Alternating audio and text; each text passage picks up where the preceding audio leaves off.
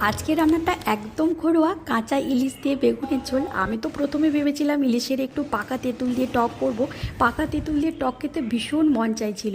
ইলিশ মাছ হলে ছোটোবেলা আমরা সবসময় পাকা তেঁতুল দিয়ে টকটাই ভীষণ পছন্দ করতাম, কিন্তু আজকে হিয়ার বাবা বললো টক ইলিশ নয়, বেগুন দিয়ে ওই ঝোলটা করো দেখি, যেটা তুমি বিয়ের প্রথম করেছিলে। সেই কথা শুনে তো আমার মনে পড়ে গেল, আর মনের মধ্যে হাসিও পাচ্ছিল। প্রথম যেদিন ওর বাড়িতে এসে রান্না করেছিলাম এই বেগুন ইলিশের ঝোলটাই কিন্তু করেছিলাম, আর আজকে এত বছর পর ও নিজেই বলল, তো মনের ভেতরে কিন্তু ও রেখে দিয়েছে সেই স্বাদটা।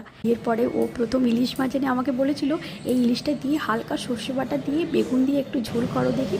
আর ঝোলটা বানানোর পর ও তখন বলতো কি যে পুরো আমার মায়ের মতো ঝোলটা হয়েছে। এই কথাটা আবারও আজকে শুনলাম। তো আজ হয়তো খুব বড় রান্না নয়, কিন্তু এই রান্নার সাথে না অনেক কিছু ছোটো ছোটো মুহূর্ত জড়িয়ে আছে। সবসময় মশলা দিয়ে কিন্তু রান্না হয় না, কখনো কখনো একটু গল্প, একটু মন, একটু পুরোনো দিনের স্মৃতি দিয়েও কিন্তু রান্না হয়ে ওঠে স্পেশাল।